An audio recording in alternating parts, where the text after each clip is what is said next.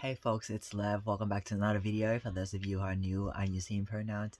I think I noticed like a slight deepening, even more deepening of my voice, and it's been cracking a little bit here and there.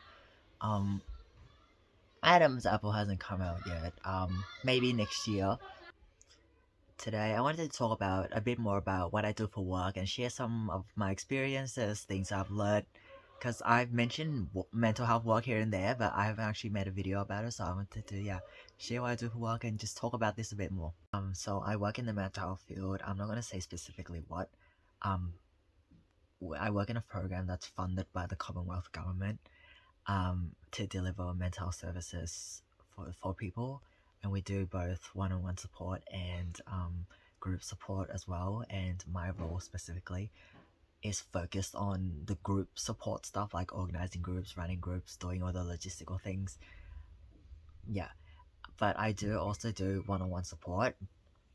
So in our program, we sort of during intake we do a little assessment and we pair them up. I guess we group them into a certain stream based on their support needs. And yeah, so people with more support needs and I guess experiencing things that are more intense will be in a higher stream that requires where people who require for more support, and there's people who are mostly doing okay but they just want to link in with social groups and make friends and build connections. So that's the stream that I work in, mostly the less intense people.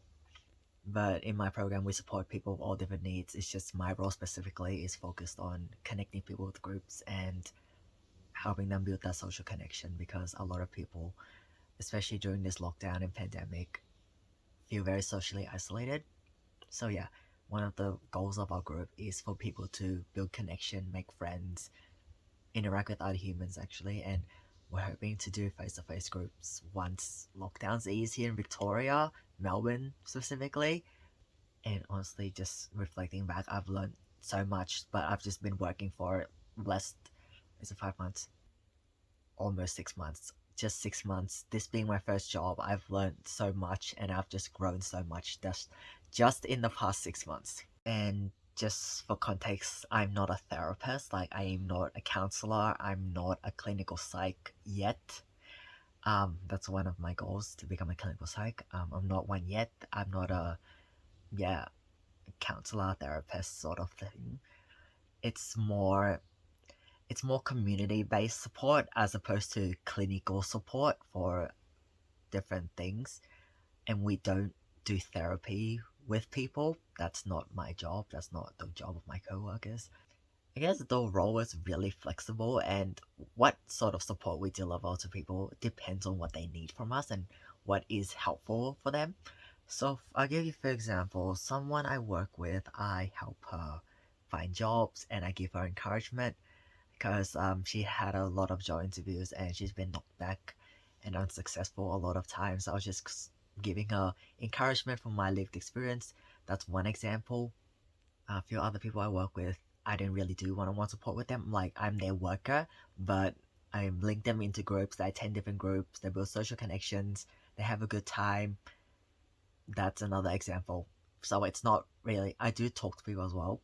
For example, one person I work with called me today because he said that he doesn't know anyone else who is free at the time, and he asked me if I'm free for him to give me a call, and I said, yep, I'm free, feel free to give me a call whenever you're ready. And we had a little 20-minute chat. Just, it was nice for him just to have someone to talk to. That's just another example.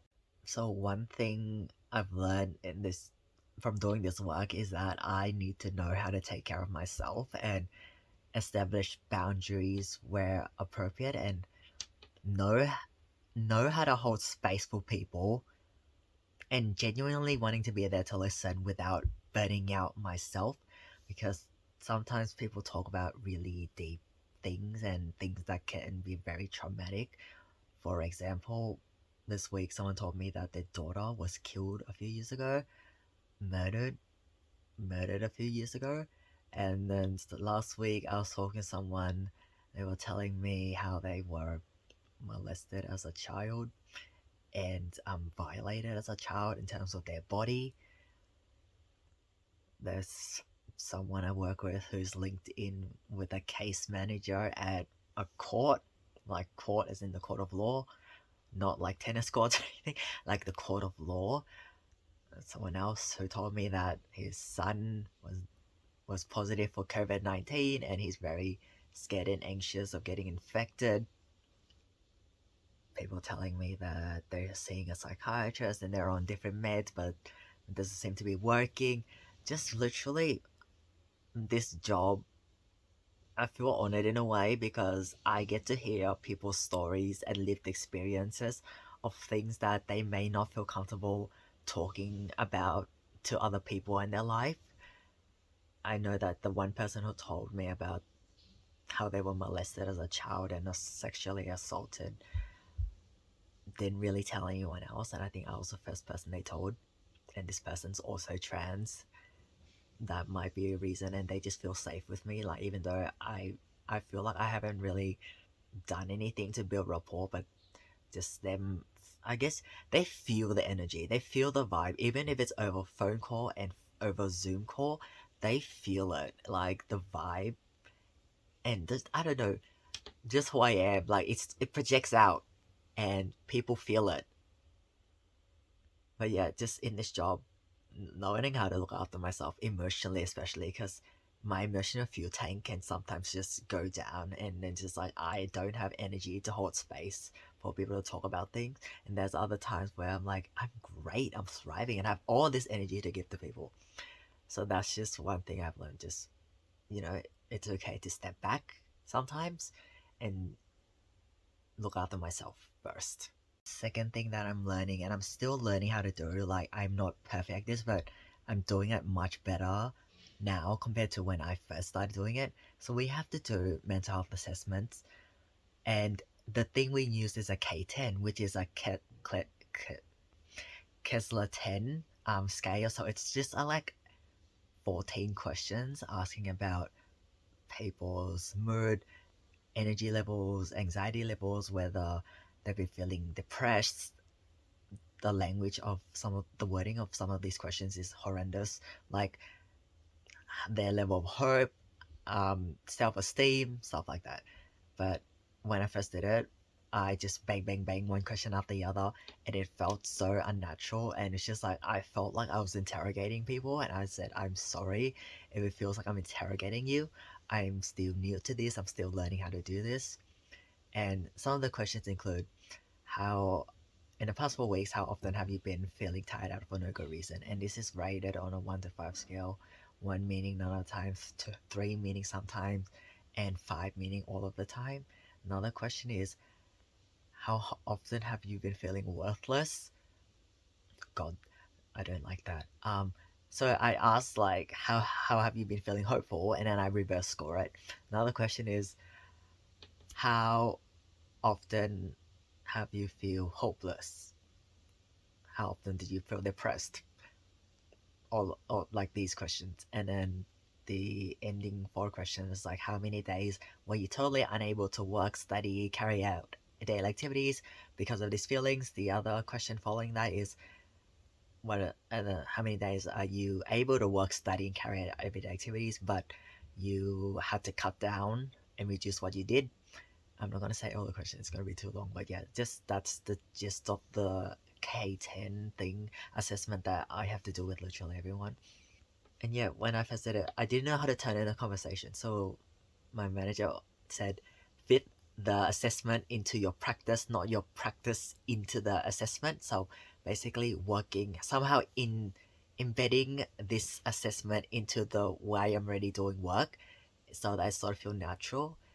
And yeah, when I first did it, I didn't really ask clarifying questions either. It was just like I asked them, wrote down the score, next question, asked them, wrote down the score, yada yada yada. But now that I'm getting a little bit better at it, even though I haven't done it much, it's just a lot of reflection is what allowed me to grow and realize, hey, the way I'm doing this, I don't like it and it's not very good. How can I do better? And then I reflect every time I do it, and that's how I slowly just improve. But now I'm starting to incorporate more questions into that in terms of a discussion, not, yeah. So for example, someone one of the questions is, have you been seeing um, a GP or other professional support for these different feelings that you've been experiencing? And someone said, one person said, I don't know whether it's, I don't know whether I should go or not.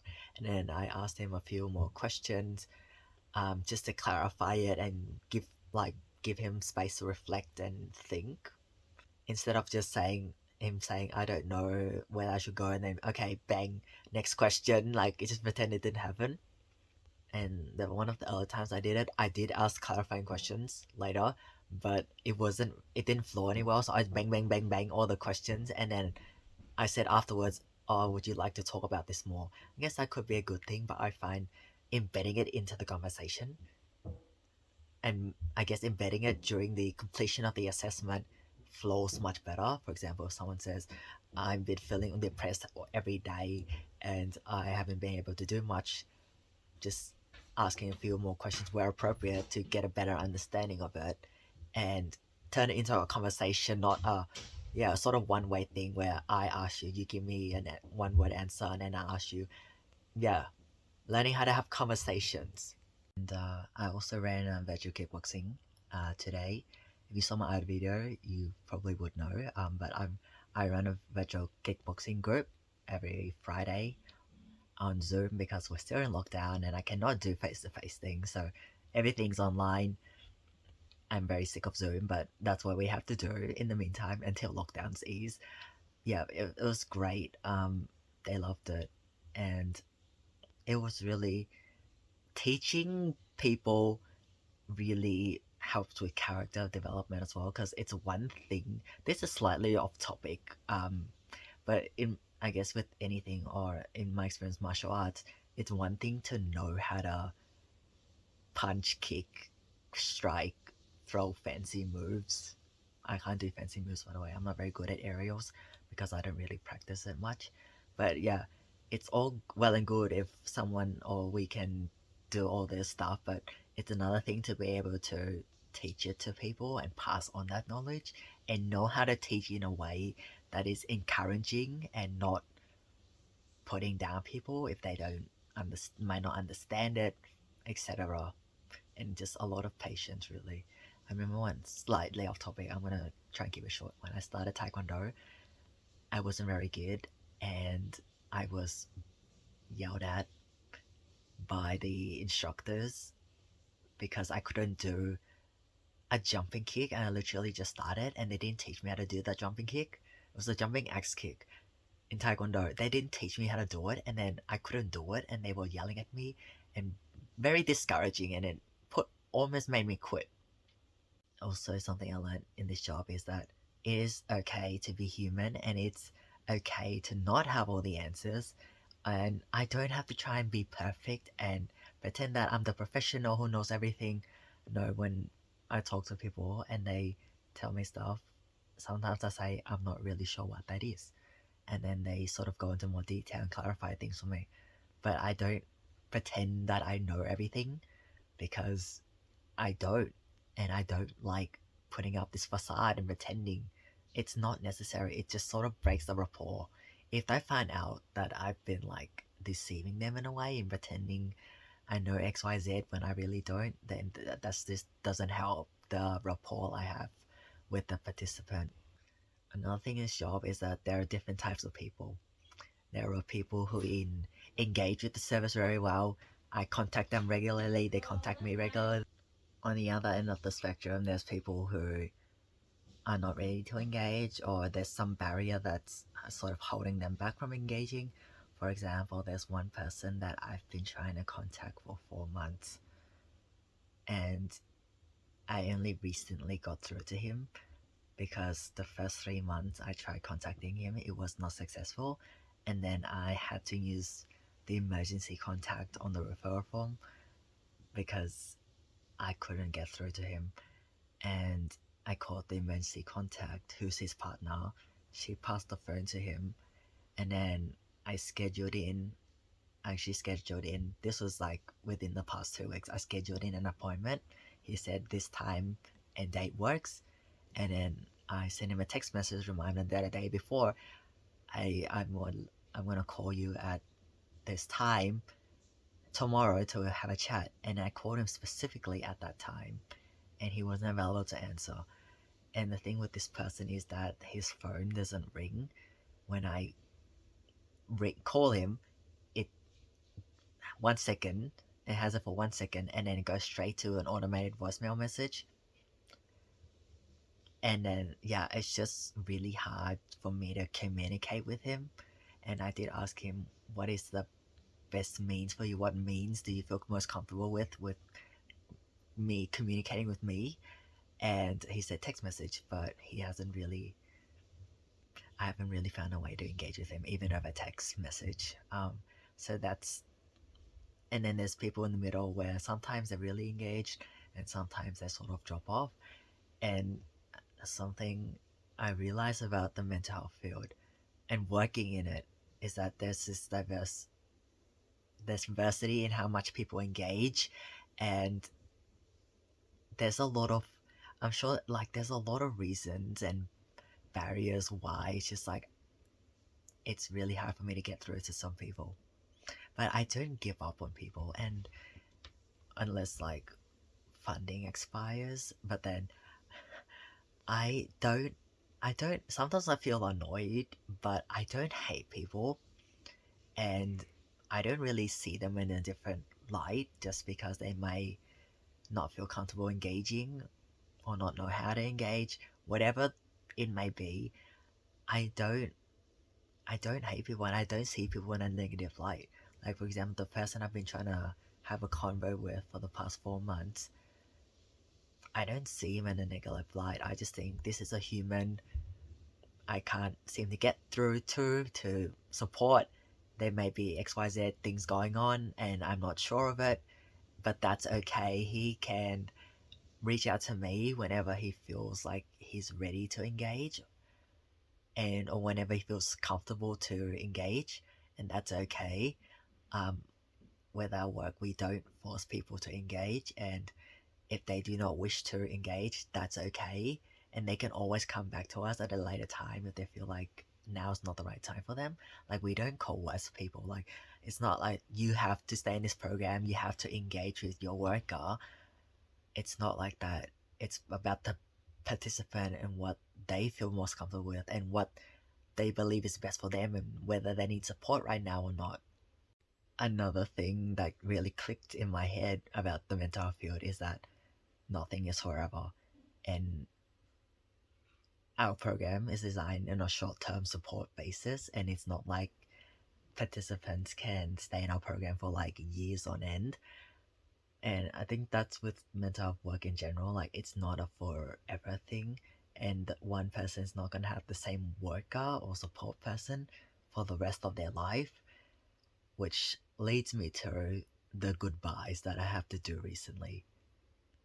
So yeah, as the program is not designed to be long term, we have to exit people from our program after a certain period of time because can't stay with us forever. Another thing I just remembered is my manager said our job is not to have a job. So we part of our role is to support them in capacity building and feeling confident in doing things by themselves and independently and build different skills. But yes, the goodbyes. So I had to exit people recently because, again, short-term program, we don't have funding for unlimited support, and it's so awkward the first time I did, which is Tuesday actually this week.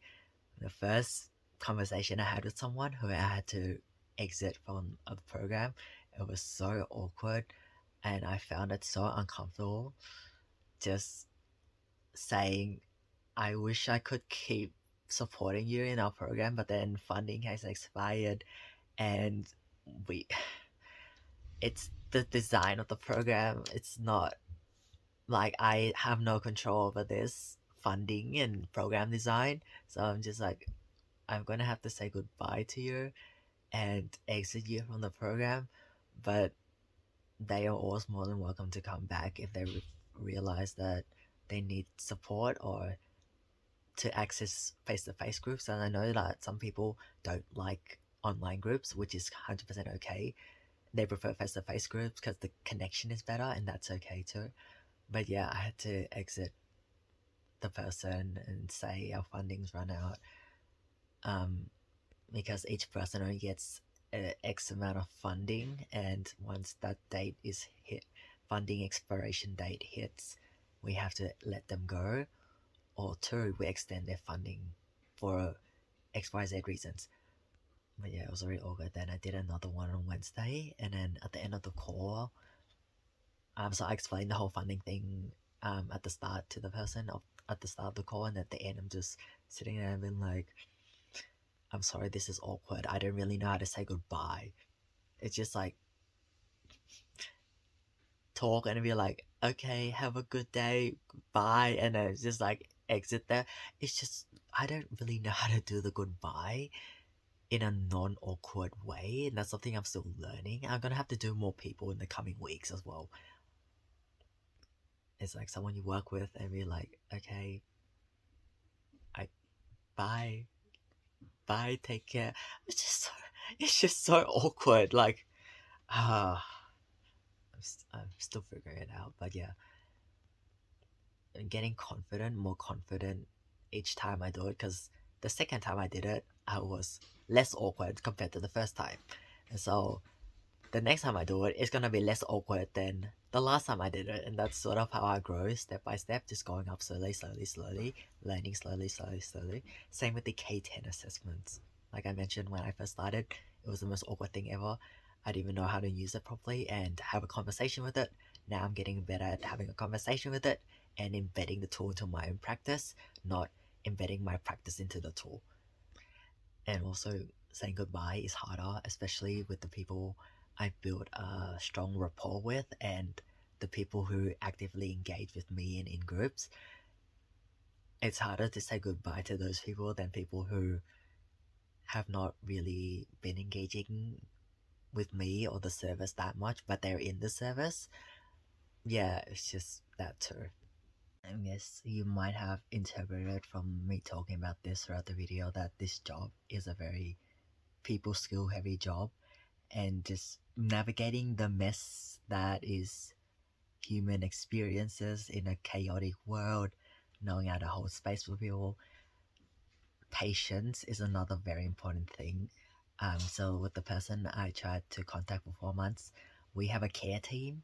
So the person also has a mental health nurse and another person, and the care team is like we all sort of work together to support the person. And I called someone on his care team, and the person, he was thanking me for his like saying thank you for being patient with him and just being open and transparent about communications within the professional team. And I was thinking, I'm being me again. I always think this when someone says something nice to me, I just think this is me being me. Being transparent, honest, and having open communications is important to me so that there is no misunderstanding, and just keeping everyone in the loop. So whatever I do with the person after I've been trying to contact for 4 months, I will let his care team know, hey, this is what I did. I tried contacting him, um, unsuccessful. Next steps are just, yeah, just being really open and transparent with everyone involved, and linking with the patients. It's important to have emotional control and really emotionally mature in order to work in this, in the mental health field, especially in jobs like this, because there will be people who may say something that is against our beliefs and values, or people who we find difficult to engage with. We can't really get through to them. They're not very responsive. Just knowing how to manage these situations and, control our emotions and not let our emotions get the better of us is important in this job. As for the heavy stuff people tell me, uh, it doesn't really freak me out um, anymore, because I've healed I'm still healing my nervous system and rewiring my brain, but the left now is not the same um, emotional 16-year-old Lev who didn't know how to cope and navigate through the mess. Yeah, just knowing how to navigate difficult convos with people, knowing how to hold space for people. Like, for example, today I texted someone I work with and saying, "Hey, it's Lev. It's been a while. How are you doing? Is there any support you might need at the moment?" And it's sort of funny because last night my mental health crashed, and I my supervisor asked me yesterday if I would be coming to work today, and I said yes, I'll show up anyway. Even though my mental health wasn't great, I showed up anyway. And yeah, I texted the one person saying, checked in with him, and he asked me, "Are you free for a call? I'd like a call today." And I said, "Yes, I'm free." And I was talking for around 20 minutes.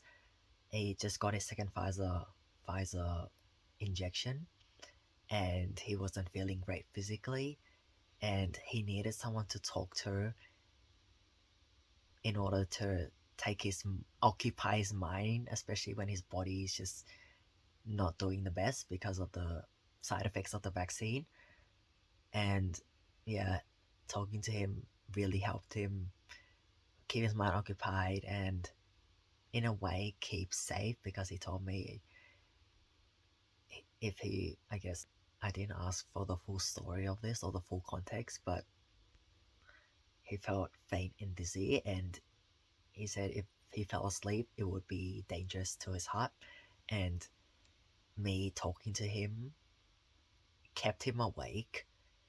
And he thanked me at the end for the chat when it was like, I think 40 minutes had elapsed. He was 20 minutes. I was on the call with him, and then I spoke to him for 20 minutes. And then after that period, he felt okay, and then he went to do his own thing. But then I was thinking, had I not come to work today because of my own mental health and just needing a break, which is 100% okay as well, I wouldn't have, no one would have reached out to him, because um, other people in his life were busy with stuff and he didn't want to disturb them. And if I hadn't come to work today, asked him if he'd checked in with him, he wouldn't have anyone to talk to during that period where he was experiencing side effects of the vaccine. I was just thinking like things could turn out differently just from seemingly small actions, like me not being able to come to work today. Like me coming to work, having this conversation with this person really helped him. And things would have been different if I didn't come to work today and asked him how you doing and checked in with him. I think the video was like 25 minutes, 30 minutes by this point now. Probably. So I want to leave it there. Thanks for watching, folks, and I will see you in the next video.